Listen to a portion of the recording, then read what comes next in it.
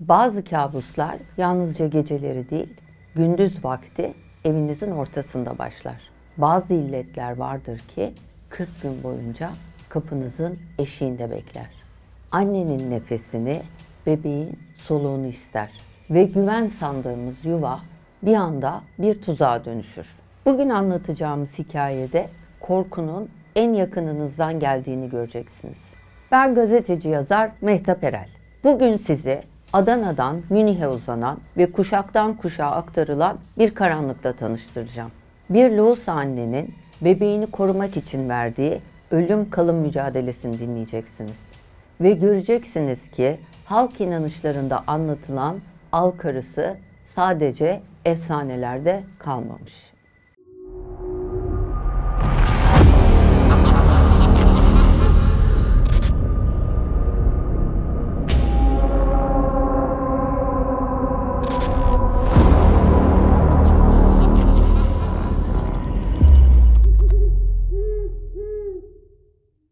Gelin önce her şeyin en başına 1963 Adana'sına gidelim. Fazilet, Sarıçam'da yaşayan iyi bir ailenin kızı. Babasının hali vakti yerinde. O zamanlar bir kızın yaşı 15'i 16'yı geçince evlilik konuları gündeme gelmeye başlıyor. O dönem yürürlükte olan 1926 tarihli ve 743 sayılı Türk Kanunu Medenisi'nin 1938 değişikliği uyarınca 1963'te kızlar için evlenme yaşı 15'ti. Olağanüstü hallerde hakim kararı ve velinin muvaffakat vermesiyle 14'e kadar inebiliyordu. Fazilet'in ailesi de o dönemin normali bu olduğu için gelen görücü isteklerini değerlendiriyorlardı. Ama işsiz, güçsüz, imkanları düşük olan birisine de kızlarını vermek istemiyorlardı. Kızları rahat etsin istiyorlardı. Şimdi burayı aklınızda tutun, araya kısacık bir not düşeceğim. 1961 yılında Türk-Alman İş Gücü Anlaşması imzalanıyor ve Türkiye'den Almanya'ya ilk kitlesel işçi göçü başlıyor. Şimdi kaldığımız yerden devam ediyorum. Ne demiştik? Fazilet'in ailesi kızlarını imkanları yüksek birine vermek istiyor. Çulsuz birine vermek istemiyorlar kabacası. O dönemde bu iş göçü anlaşması olduğu için bu ilk giden işçilerle beraber Almanya'ya çalışmaya giden bir çocuk var. Adı Sabri. Araya giren aracılar diyorlar ki Sabri Almanya'da çalışmaya başladı, imkanı iyi, Fazilet'le tanıştıralım. Şimdi o dönemle ilgili tabii şunu da hatırlamak lazım. İstanbul'u bile görmeden direkt Almanya'ya giden bu genç adamların bir kısmı oradaki hayat şartlarını, oradaki kadınları gördükleri zaman evdeki mevcut hanımları beğenmeyip yanlarına almıyorlardı. Bir kısmı da o kadınları gördüğü zaman fazla medeni bulup, fazla modern bulup yok ben böyle rahat edemem deyip yine köyden tanıdığı, bildiği, ailesinin onayladığı bir kızla evlenmeyi daha uygun buluyordu. Sabri de kendi köyünden bir kızla evlenmek istiyor ve aileler bu işi onaylıyorlar. Sabri ile Fazilet evleniyor ve Almanya'ya gidiyorlar. Burada iki genç hakikaten hayatlarını yoktan var ediyorlar. Yabancı bir ülkede ikisi de çok çalışıyorlar ve kendilerini belli bir noktaya getiriyorlar. Fazilet hamile kalıyor. Hamileliği boyunca da çalışmaya devam ediyor. Bir kızları oluyor. Kızlarının adı Güler. Hep gülsün diye adını Güler koyuyorlar. Kızları yavaş yavaş büyümeye başlıyor. O da okullarını bitiriyor, iş hayatına başlıyor. Güler çalıştığı firmada bir başka Türk'le karşılaşıyor. Öyledir ya zaten özellikle Almanya, Hollanda gibi bölgelerde Türkler hep bir arada yaşıyorlar. Güler çalıştığı yerde Salih'le karşılaşıyor. Aralarında bir iletişim oluşuyor ve Güler'le Salih evleniyorlar. Onlar da aynı anne ile baba gibi çalışmaya devam ediyorlar. Almanya'da yaşamaya devam ediyorlar. Güler hamile kalıyor. Güler hamileyken Salih çalıştığı iş yerinde, iş yerinin fabrikasında bir aksilik yaşanıyor, bir kaza geçiriyor ve hastaneye kaldırılıyor. Hastanede hayatını kaybediyor.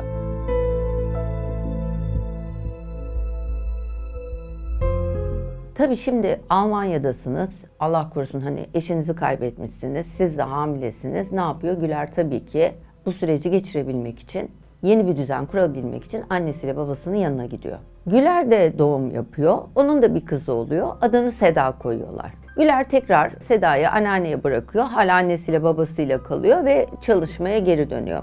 Fakat bir gün Güler çok tabii mutsuz, kocasını kaybetmiş, tekrar aile evine geri dönmüş falan. Bu şekilde dalgın dalgın giderken tramvay çarpıyor Güler'e. Tramvayın altında kalarak hayatını kaybediyor.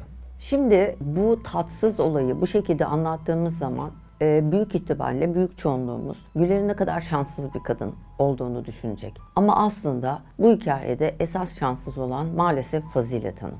Çünkü düşünün, Fazilet Hanım kızı hamileyken damadını kaybediyor. Kızı yanına geliyor, onun üzerine kızını kaybediyor. Yani bundan büyük bir acı da olamaz. Tabii kızının kaybından sonra Fazilet Hanım tabii yıkılıyor. Torununu hemen sahipleniyor. Seda'yı Fazilet Hanım'la Sabri Bey büyütüyorlar. Fakat tabii Fazilet Hanım'da bir takım olumsuz dönüşümler oluyor. İnsanlar tabii bu kadar acıları yaşadıktan sonra hani çeşitli şekillerde reaksiyon veriyorlar. Fazilet Hanım da inanılmaz aksi, suratsız, nalet bir kadına dönüşüyor. Bütün komşularıyla arası açılıyor, herkesle tartışıyor, apartmanda herkesle lafları karşılıklı geliyor. Hani böyle bir insana dönüşüyor. Sadece eşiyle ve torunuyla muhatap oluyor. Bunun dışında herkesle kavga ediyor. Seda genç bir kadın olduğunda Fazilet Hanım'ın eşi Sabri Bey de hayatını kaybediyor. Sabri Bey'in vefatıyla Fazilet Hanım artık tamamen kendine bakmayı bırakıyor. Saçlarını boyamıyor, saçlarını kesmiyor, mutsuz, acı bir kadına dönüşüyor. Fakat Seda ile arası iyi, Seda ile bir problem yok. Bir tek Seda ile geçinebiliyor zaten. Seda, Türkiye ile iş yapan bir Alman firmasında çalışmaya başlıyor. Orayla ticaret yapıldığı için hem Almanca hem Türkçe bilen insanlara ihtiyaç oluyor tabii ki. Ve aynı firmada kendisiyle benzer pozisyonda olan Emir'le tanışıyorlar. Arkadaşlıkları aşka evriliyor. Emir evlenme teklif ediyor. Seda memnuniyetle kabul ediyor. Emir'le Seda dünya evine giriyorlar. Düğün dernek derken aradan biraz zaman geçiyor. Seda hamile kalıyor. Kızları Özge doğuyor. Fakat tabii olay şöyle, şu kısmını atlamadan geleyim size. Sedalar hastanedeler. Seda doğum yapıyor. İşte Fazilet Hanım yanında, Emir yanında, Emir'in annesi orada. Doğumdan sonra bunlar bebeklerini kucaklarına aldıklarında Emir'in annesi diyor ki, kızım diyor, Loğusa 40 gün evde yalnız bırakılmaz. Sen şimdi eve geçeceksin, ben de sizinle beraber geleyim. Seda'nın annesi yok ya. Fakat bunu duyan Fazilet Hanım ortalığı birbirine katıyor, büyük olay çıkarıyor. Diyor ki ne münasebet diyor, oğlanın annesine mi düşermiş diyor, ben diyor onu kızım gibi büyüttüm, ben annesi sayılırım, ben kalırım onlarda falan diyor. Olay çıkarıyor yani. Fakat insanlar tabii Fazilet Hanım'ın durumunu, ne kadar nalet bir kadın olduğunu bildikleri için ortam gerilmesin diye seslerini çıkarmıyorlar. Fazilet Hanım eve gidiyor, birkaç parça eşyasını alıyor. Hastanenin çıkışında Seda ile ve Emir'le beraber Sedaların evine geçiyor. Şimdi burayı 2 dakika aklınızda tutun. Fazilet Hanım Seda ve Emir'le beraber Sedaların evine geçti. Ben şimdi size başka bir şey anlatacağım. Bizim kültürümüzde Loğusa anneye yapılan uygulamalara ve folklorik inanışlara bir bakalım. Önce Türk, Anadolu ve Altay kültüründe çok eski bir inanış var. Buna kimi yerde albız, kimi yerde albız, halk arasında da al karısı ya da al karası deniyor. Ortak kökeni al kelimesi. Yöreden yöreye telaffuzu değişiyor ama aslında hep aynı varlıktan söz ediliyor. Peki bu varlık nedir? Genellikle kırmızı giysili, çirkin yüzlü, saçları darmadağınık bir kadın suretinde anlatılır. Doğum yapmış kadınlara ve kırkı çıkmamış bebeklere musallat olduğuna inanılır. Onları nefessiz bırakır, hastalandırır, hatta ölüme bile sürükleyebilir. Bazı bölgelerde bu varlığın demir, iğne, makas gibi metal eşyalardan korktuğu düşünülür. Bu yüzden doğum yapan kadının yatağının başucuna mutlaka bir metal nesne konur. İnsanlar yüzyıllar boyunca bu korkuyla çeşitli ritüeller geliştirmişler. Bir kısmı bugün hala uygulanıyor. Bakalım geçmişten günümüze neler kalmış. Loğusa kadın ve bebeğini 40 gün yalnız bırakmamak. Evin içinde sürekli ışıkların açık olması. Loğusa'nın başucuna Kur'an, metal eşyalar, ayna, soğan, sarımsak koymak. Loğusa kıyafetine kırmızı bir şey bağlamak, başına kırmızı bağ ya da kırmızı kurdele takmak, Loğusa'nın üzerinde kırmızı kullanmak. Yüksek ses çıkarmak, kapı ve pencerede gürültü yapmak. Hatta daha eskiden eski Türklerde doğum yapılan yere kartal getirmek, şahin getirmek gibi uygulamalar var. Şimdi aslında modern tıpta doğum sonrası enfeksiyonların, postpartum enfeksiyonların görülme riski doğumdan sonraki 6 hafta yani 42 gün boyunca devam ediyor. Halk inanışındaki bu 40 gün hassasiyeti var ya, 40 gün losayı yalnız bırakmayalım hassasiyeti. Bu postpartum enfeksiyonla ilişkilendirilmiş. İkisi iç içe geçmiş durumda. Böylece bu durum al karası olayına bağlanarak günümüze kadar taşınmış durumda. Şimdi olaya kaldığım yerden devam ediyorum. Ne demiştim? Fazilet Hanım Seda ve Emir'le birlikte Sedaların evine geçti lohusalık sebebiyle. Şimdi ilk başta evde bu üçü beraber kalıyorlar. Evin içinde daha böyle sakin, olumlu bir ortam var. Fakat süre ilerledikçe 3. haftaya doğru evin içinde bir gerilim, bir tedirginlik hissetmeye başlıyor Seda. Fazilet Hanım duş yapmayı bırakıyor. Biraz böyle içine kapanıyor. Seda ilk başlarda Emir'de falan hepimiz aynı evde kalıyor olmaktan anneannem rahatsız oluyor gibi düşünüyor. Fakat sonra Seda'ya da bir tedirginlik geliyor. Anneannesinin bu hallerinden rahatsız olmaya başlıyor. Hatta bir gün dayanamıyor. Emir'e diyor ki ya Emir, anneannemde bir haller var. Böyle kendi kendine konuşmaya, mırıldanmaya başladı. Ne söylediğini de anlamıyorum. Ben rahatsız oluyorum, tedirgin oluyorum. Bu böyle hımır hımır evin içinde dolanıyor. Hani ne yapacağız? Emir de diyor ki ya saçmalama, yani yaşlı kadın işte, hani anneanneni bilmiyor muyuz? Olaylar bu şekilde gelişir ve Seda gerilmeye devam ederken 3. haftanın sonları gibi Emir bir gün eve geliyor. Fakat yüz düşük. Seda'ya diyor ki Seda bir şey söyleyeceğim ama bana kızma. Benim Berlin'e gitmem gerekiyor iş için. Bir gün kalacağım, çok kalmayacağım merak etme. Ama bir günlüğüne anneannem burada nasıl olsa ben gideceğim döneceğim. Ertesi gün döneceğim. Seda acayip huzursuz oluyor. Şimdi hem kocası gidecek bir de anneanneyle yalnız kalacak. Zaten lohusa hormonlar tavan yapmış. Diyor ki ya gitmesen olmuyor mu? Olmuyor. Bunun üzerine Seda önce söylemek istemiyor falan ama sonra dayanamıyor. Diyor ki Emir ben anneannemden tedirgin oluyorum. Bu kadının hallerini beğenmiyorum. Ben yavaş yavaş korkmaya başladım. Emir diyor ki bu kadın tamam aksi maksi ama sonuçta seni büyüten kadın. Nesinden korkuyorsun? Huysuz işte. Saçmalama diyor. Ertesi sabah oluyor. Seda kucağında bebeği Özge Emir yolcu ediyor. Emir kapıdan çıkıyor. Seda'nın böyle bütün tüyleri diken diken oluyor kocası çıktığı anda.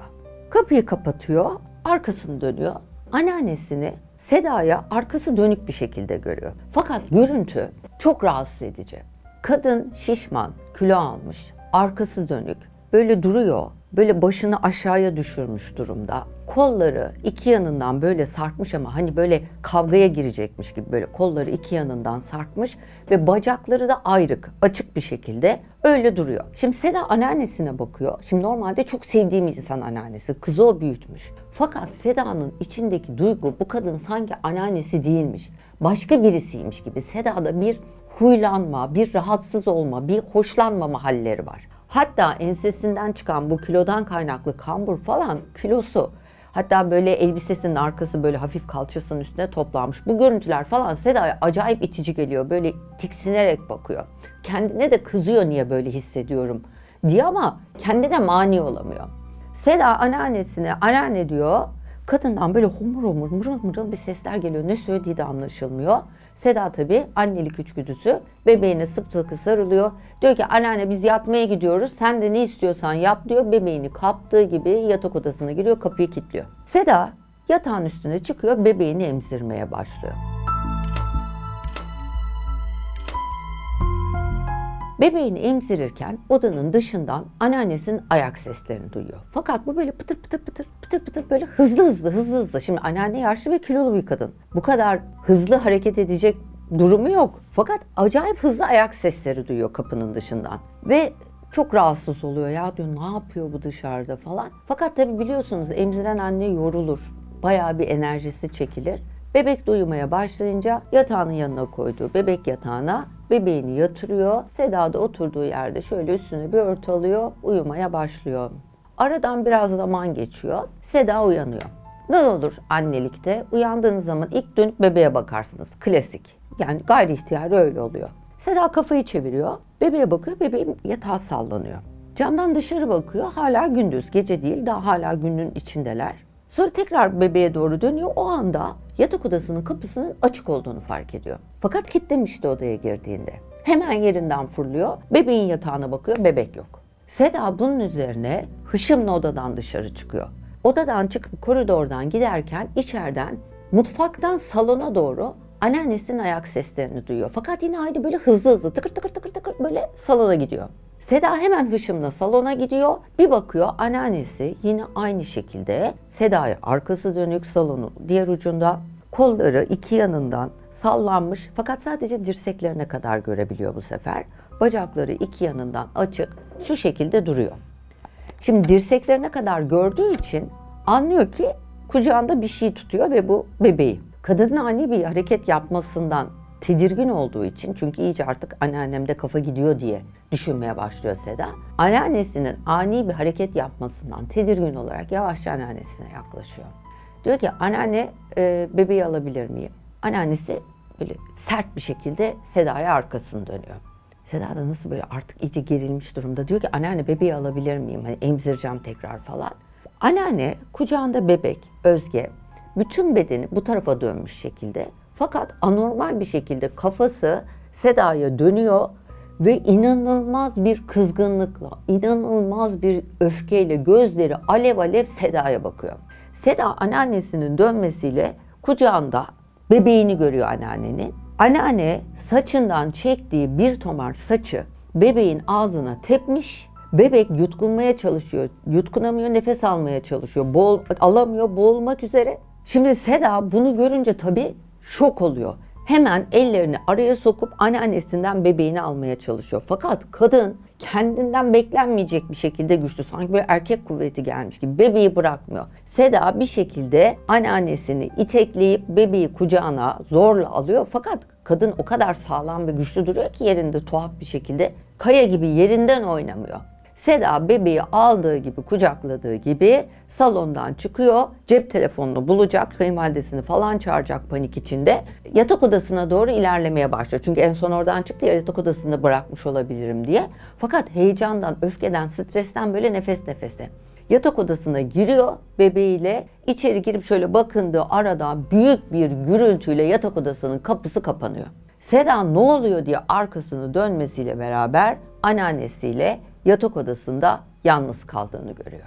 Anneannesi aynı şekilde durmuş, sanki kavgaya girecekmiş gibi elleri iki yanına açık, bacaklar açık. Seda'ya, başı önde ama gözleri yukarıda, Seda'ya öfke dolu bir şekilde Seda'ya saldıracakmış gibi bakıyor. Seda bu sahneyi görünce tabii kalbi ağzında atmaya başlıyor. Geri geri gidiyor, duvarın arkasına siniyor. İlk önce bir ne yapacağını bilemiyor. Anneanne ne oluyorsun falan diyor. Fakat bakıyor ki anneannede hareket yok, ses yok, böyle tuhaf bir görüntü var ortada. Seda ne olduğunu anlayamaz bir şekilde ve korkuyla anneannesine bakarken bir anda odanın kornişlerinden perdeler açılıp kapanmaya başlıyor hızlı hızlı. Oda bir aydınlanıyor, bir kararıyor, bir aydınlanıyor, bir kararıyor perdeler gidip geldikçe. Seda koşarak kendini yatak odasının içindeki ebeveyn banyosuna atıyor, kapıyı kapatıyor ve kapıyı kilitliyor. Fakat ebeveyn banyoya girerken o panikle tabii ki düğmeye basıp ışığı açmadı. Banyonun içinde bebeğiyle beraber karanlıkta kala kalıyor.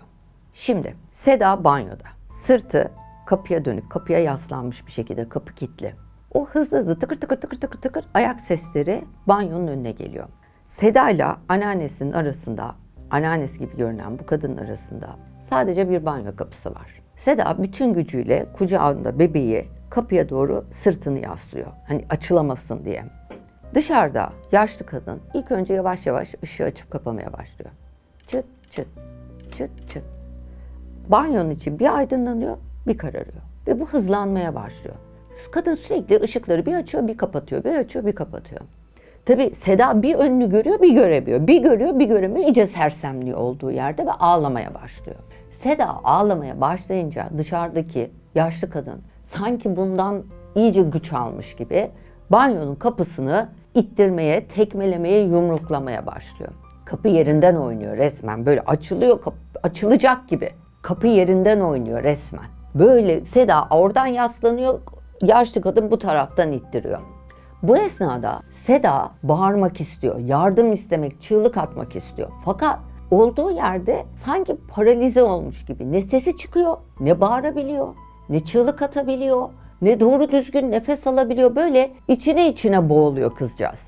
O esnada birdenbire kapıya abanma duruyor. Seda olduğu yere çöküyor. Kucağında hala bebeği. Seda bakıyor ki olacak gibi değil. Yerinden kalkıyor. Çünkü sen annesin. Yani bu işi halletmek zorundasın. Yerinden kalkıyor. Bornozunu alıyor. Bornozuyla bebeği kendine bağlıyor, kendi bedenine. Bir eliyle bebeğini tutuyor. Zaten kendine bağladı. Diğer eliyle kapıyı tutuyor. Anneanne diye sesleniyor. Seda seslendiği anda dışarıdan, anneannesinden sanki erkek sesi gibi, kadın sesi gibi bir çift ses aynı şekilde Seda'ya geri sesleniyor. Anneanne. Seda ona sesleniyor, o Seda'ya sesleniyor. Seda'nın iyice asabı bozuluyor. Fakat güçlü olmak zorunda. Yavaşça banyonun kapısını açıyor, bir yandan bebeğini tutuyor, kapıyı açıyor, dışarı çıkıyor. Anneannesini odanın içinde, yere çömelmiş bir şekilde görüyor. Hani vardır ya böyle bazı yörelerde yere otururlar erkekler. Şöyle iyice dizlerini kırarlar. Aslında altlarında bir tabure falan yoktur ama sanki çok alçak bir tabureye oturmuş gibi görünürler. O şekilde duruyor anneanne. Ve yere bakıyor böyle. Kollarını da böyle iki dizinin üstünden atmış. Seda yavaşça çıkıyor. Hani kendisini kapıya doğru böyle çaktırmadan yöneltmeye çalışıyor.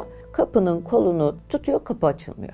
Tekrar dönüyor hemen ne yapıyor diye anneannesine bakıyor ve anneannesinin başı önündeydi ya. Başını kaldırdığını, pozisyonu hiç bozmadan, yüzünde sapık bir gülümsemeyle, korkunç bir şekilde Seda'ya bakarak sırıttığını görüyor.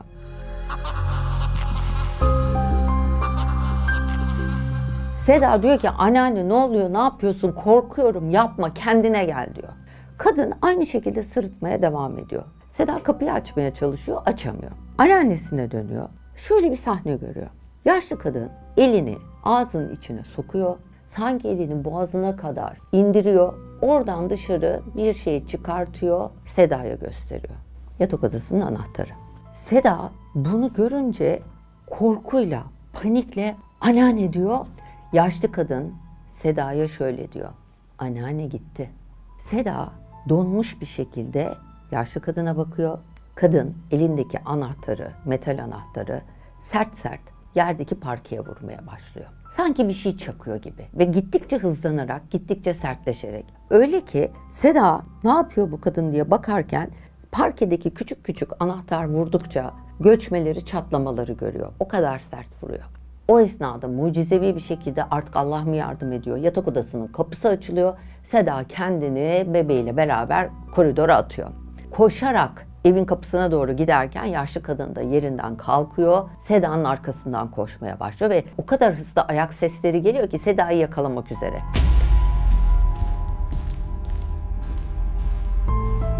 Tam Seda'nın ensesinden yakalayacakken Seda sokak kapısını açıyor. Çıplak ayak, kucağında bebeği kendini dışarı atıyor. İlk iş tabii polise gitmek oluyor. Polislere diyor ki ben eve gidemiyorum. Anneannem kafayı yedi, bize saldırıyor falan bir şeyler anlatıyor. Polislerle beraber eve geri dönüyorlar. Kapıyı çalıyorlar. Fazilet Hanım, bildiğimiz Fazilet Hanım olarak kapıyı açıyor. Fazilet Hanım diyor ki, aa kızım neredesin sen? İçeride yatıyordun. Ne ara çıktın? Ne oluyor? Nereye gittin? Bir şey mi oldu? Seda diyor ki anneanne sen neler yaptığını, neler yaşadığımızın farkında değil misin? Kadın şok oluyor. Ne yaşadık kızım diyor. Sen diyor dedin ki diyor ben yatacağım bebekle. Sen diyor gidip yatınca ben de gittim yattım diyor. Seda anneannesini çekiyor kenara. Hışımla yatak odasına gidiyor. Yanında da polisler var ya rahat tabii. Hışımla yatak odasına gidiyor. Birkaç parça eşyasını alacak. Yere bakıyor. Yerde çatlak kırık bir şey yok. O anahtarla vurduğu yer sanki hiçbir şey olmamış gibi duruyor.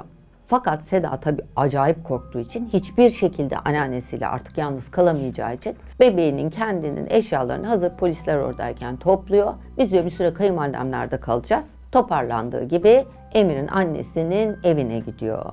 Emir Berlin'den döndükten sonra bir süre daha, bir hafta kadar daha Emir'in annesinde kalmaya devam ediyorlar. Seda bütün bu olanları tabii kocasına anlatıyor. Fakat ne kadar inandı, ne kadar inanmadı bilmiyor. Bir hafta kadar sonra Emir'in annesi Seda evlerine dönmeye karar veriyorlar. Çünkü çocuk diyor ki ne kadar annem nerede kalacağız yani kendi evimize geçelim artık. Geliyorlar ama Seda acayip gergin, acayip tedirgin. Yani bir türlü böyle bir huzursuzluk, böyle bir tedirginlik, içine sığmayan, sinmeyen bir şeyler var. Kapıya geliyorlar, anneannenin evde olduğunu tahmin ederek zile basıyorlar. Kadın kapıyı açıyor. Aa diyor hoş geldiniz falan ama anneanne de tavırlı biraz çünkü kayınvalidenin evine gitti ya. Bunlar içeri giriyorlar. Kayınvalide hemen ortam yumuşasın diye, çok da tatlı kadın, diyor ki ben diyor bir mutfağa gideyim, çay koyayım hemen falan. Kadın mutfağa doğru gidiyor. Emir annesinin peşinden gidiyor. Bunları yalnız baş başa bırakacaklar hani buzlar kırılsın diye. Seda anneannesiyle hiç muhatap olmuyor. Çünkü o garip duygu, o annelik içgüdüsü Seda'yı anneanneden uzak tutuyor sürekli. Seda koridordan dönüyor, yatak odasına doğru gitmeye başlıyor. Fakat giderken birden hani böyle ensesinden bir ısınma, böyle bir gerilim hissediyor. Bir şey onu gözlüyor gibi. Hemen dönüyor, bir bakıyor. Koridorun bir ucunda anneanne, öyle canlandırın gözünüzde. Diğer ucunda Seda ve anneannesi aynı o pozisyonda, kolları iki yana düşmüş. Kafa aşağıda ama gözler yukarı bakıyor. Bacaklar açık, hızlı hızlı nefes alarak ve bir şeyler mırıldanarak, mırıl mırıl mırıl, ne söylediği anlaşılmadan Seda'ya bakıyor. Seda olduğu yerde kasılıp kalıyor.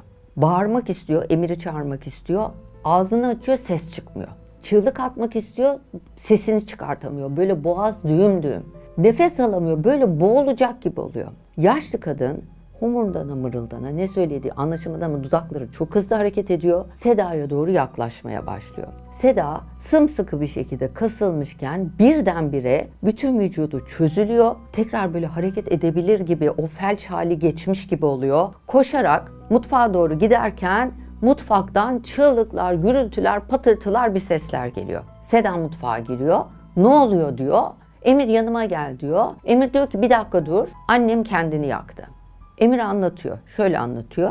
Annem çay koyacağım diye ocağı açtı. Ocağın alevini göre göre sanki kendisinde değilmiş, uyuyormuş gibi elini ocağın üstüne koydu. Kolunu baştan başa yaktı ocağın üstünde. Seda yani artık sersemliyor iyice yaşadıkları karşısında. Emir'e bakıyor, annesine bakıyor, geri dönüyor, anneannesine bakıyor. Anneannesi normal bir kadın gibi görünüyor tekrar. Ve mırıl mırıl dedikodu yapar gibi Emir'le annesine duyurmadan Seda'nın duyulacağı şekilde diyor ki gecenin bu saatinde herkesin uykusu var, çay koymaya kalkarsan olacağı budur diyor. Sevimsiz falan diyor. Sonra bir anda evin içindeki bütün kara bulutlar dağılmaya başlıyor. Seda saçlarının dibinden ayaklarının ucuna kadar bir rahatlama hissine giriyor. Bir gevşiyor. Anneannesi yüzüne, yine o eski bildiği anneannesi, yine aynı sevimli kadın öyle görünmeye başlıyor. O arada Seda da böyle bir gevşiyor. Sanki böyle bir rüyadan uyanmış gibi hissediyor kendini. O arada Emir'le annesi hastaneye gitmek üzere kapıdalar. Seda nereye diye sesleniyor. Diyor ki annemi bir doktora götüreyim, çok kötü yandı kolu.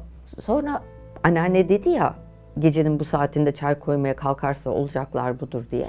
Seda diyor ki gayri ihtiyar saat kaç? Hani nereye, hangi hastaneye gidiyorsunuz? Anneanne diyor ki 12'yi geçti.